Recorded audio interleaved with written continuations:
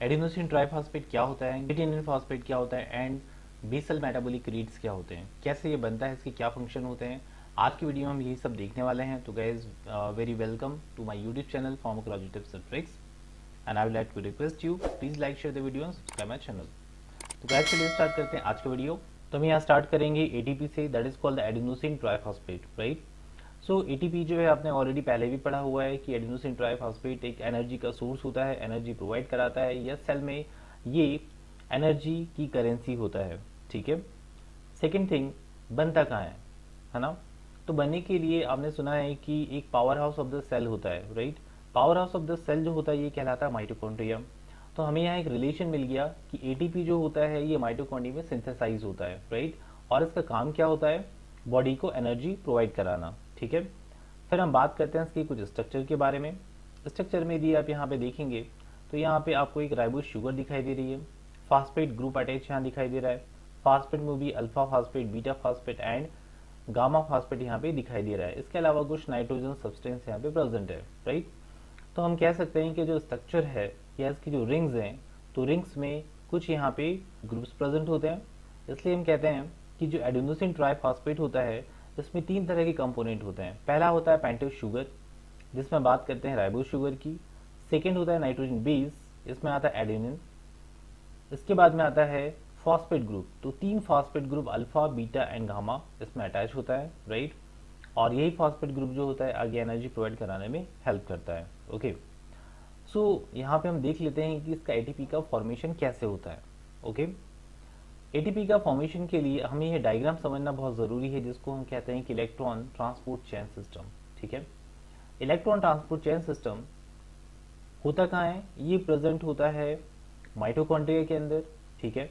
तो माइटोकॉन्ड्रिया इस तरह का कुछ स्ट्रक्चर प्रेजेंट होता है, जिसके अंदर बेबी यहाँ पर ये कुछ स्ट्रक्चर गिवन है, ओके। सो यहाँ पे देखा जाए तो ये बाहर ये आउटर मेम्ब्रेन प्रेजेंट होती है, और ये जो वाली जो अंदर है ये इनर मेम्ब्रेन होती है। इसके बीच में यहाँ पे कुछ गैप प्रेजेंट है, that is called the interstitial space, ठीक है। तो इलेक्ट्रॉन ट्रांसपोर्ट चेन जो होती है वो कहाँ चलती है, माइटोकॉन्ड्रिया के अंदर चलती है, और माइटोकॉन्ड्रिया के अंदर ही यहाँ पर एटीपी का सिंथेसिस भी होता है, एटीपी रिलीज भी होता है, ठीक है। यहीं से हमको एनर्जी प्रोवाइड की जाती है। अब इसमें होता क्या है, ये कैसे ये होता है, तो इसको थोड़ा बारीकी समझते हैं। ये सबसे बाहर की जो लेयर आउटर मेम्ब्रेन, ये यहाँ पे बनाई हुई है मैंने, ठीक है, आउटर माइटोकॉन्ड्रियल मेम्ब्रेन। यहाँ पर देखेंगे आप, ये जो बीच वाला पार्ट है तो ये क्या हो गया, आपका इंटरस्टिशियल स्पेस हो गया। और फिर इसके बाद में आता है यहाँ पर नीचे वाला part, that is the inner mitochondrial membrane, IMM, ठीक है। तो ये इनर माइटोकॉन्ड्रियल मेम्ब्रेन प्रेजेंट है। अब बेसिकली इसका स्ट्रक्चर समझने की कोशिश यदि हम करते हैं तो इस मेम्ब्रेन के ऊपर, ठीक है ना, इनर माइटोकॉन्ड्रियल मेम्ब्रेन के ऊपर यहाँ first, second, third and fourth ये एक एंजाइम का एक ग्रुप होता है, जिसको हम फर्स्ट, सेकेंड, थर्ड, फोर्थ इस टाइप से यहाँ पे डिफाइन करते हैं, ठीक है। सो ये जो यहाँ एंजाइम्स आपको दिखाई दे रहे हैं ये क्या करते हैं, हाइड्रोजन आयन को ट्रांसफर करते हैं टुवर्ड द इंटरस्टिशियल स्पेस, ठीक है। कहाँ से करेंगे, इनर मेम्ब्रेन वाली, या इसको हम कहते हैं मैट्रिक्स। इनर मेम्ब्रेन के नीचे क्या होता है, यहाँ पे मैट्रिक्स प्रेजेंट होता है, तो इस मैट्रिक्स के थ्रू उसको हम यहाँ पर मैट्रिक्स में से हाइड्रोजन आयन को हम ट्रांसफर करते हैं कहाँ, इंटरस्टिशियल स्पेस में। इसके लिए यहाँ पर जो एंजाइम प्रेजेंट है फर्स्ट, सेकेंड, थर्ड, फोर्थ इनका यूज किया जाता है, ओके। अब ये प्रोसेस होती कैसे है, ऐसा कौन सा स्टिमुलस है जिसके थ्रू एच आयन जो है वो यहाँ मैट्रिक्स से निकल के कहाँ जा रहा है, आपका इंटरस्टिशियल स्पेस में जा रहा है, हाउ। तो आपने पढ़ा हुआ है ऑलरेडी कि जो मैट्रिक्स होता है तो मैट्रिक्स के अंदर already Krebs cycle, beta oxidation, ठीक है, एंड अदर ऑक्सीडेशन का प्रोसेस यहाँ पे चलता है। इसके थ्रू यहाँ पर NADPH और NADPH प्लस यहाँ पे बनता है, ओके। इसके बनने की वजह से यहाँ इलेक्ट्रॉन जो है वो रिलीज होता है। ये इलेक्ट्रॉन इस हाइड्रोजन आयन को स्टिमुलेट करता है कि ये मैट्रिक्स छोड़ के कहाँ चला जाए, इंटरस्टिशियल स्पेस में। तो चारों ही आप यहाँ पर जो देख पा रहे हो, है ना, चारों ही एंजाइम जो आप देख पा रहे हो, जिसमें रोमन में 1 2 3 4 लिखा हुआ है, यहाँ से हाइड्रोजन आयन ट्रांसफर होता है टुवर्ड द इंटरस्टिशियल स्पेस। अब सोचिए कि हाँ यहाँ से भी जा रहा है, यहाँ से भी, यहाँ से भी और यहाँ से भी, ठीक है, ऐसे कई सारे चैनल्स हैं। सबसे यदि हाइड्रोजन आयन यहाँ जाएगा तो उसे कॉन्सेंट्रेशन है बढ़ेगा डेफिनेटली। तो आप देख पा रहे हो कि यहाँ पर हाइड्रोजन आयन का कॉन्सेंट्रेशन जो है इंटरस्टिशियल स्पेस के अंदर काफ़ी ज़्यादा बढ़ गया है, ठीक है। तो यहाँ पे ये पॉजिटिव चार्ज है। अब पॉजिटिव चार्ज कम कहाँ से हुआ है, इस मैट्रिक्स से कम हुआ है, तो मतलब यहाँ क्या हो गया, नेगेटिव चार्ज हो जाएगा।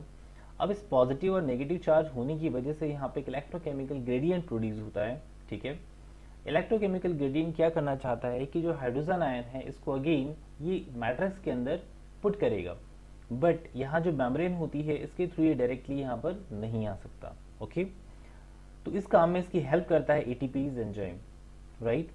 एटीपीज एंजाइम जो होता है वो यहाँ पे एक चैनल की तरह काम करता है, और ये जो प्रोटॉन है या हाइड्रोजन आयन है या पॉजिटिव आयन है इसको ये मैट्रिक्स के अंदर भेजता है। ओके, जैसे ही एच आयन मैट्रिक्स के अंदर आता है थ्रू द एटीपीज, यहाँ पर एक जो एडेनोसिन डाइफॉस्फेट होता है इसका फॉस्फोराइलेशन होता है और ये कन्वर्ट हो जाता है एटीपी के अंदर।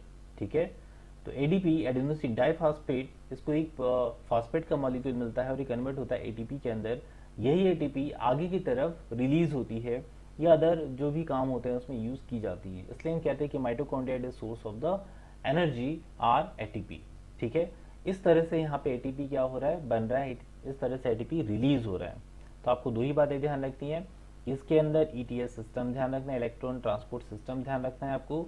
मेम्ब्रेन में फर्स्ट सेकेंड थर्ड फोर्थ यहाँ पर पर्टिकुलर एंजाइम ध्यान रखना है, और लास्ट में एटीपीज एंजाइम को आपको ध्यान रखना है, राइट।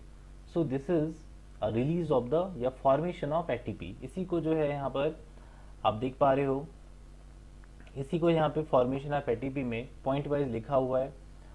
तो यहाँ पे जो डायग्राम है इसके थ्रू आप बहुत इजीली इसको समझ पाओगे।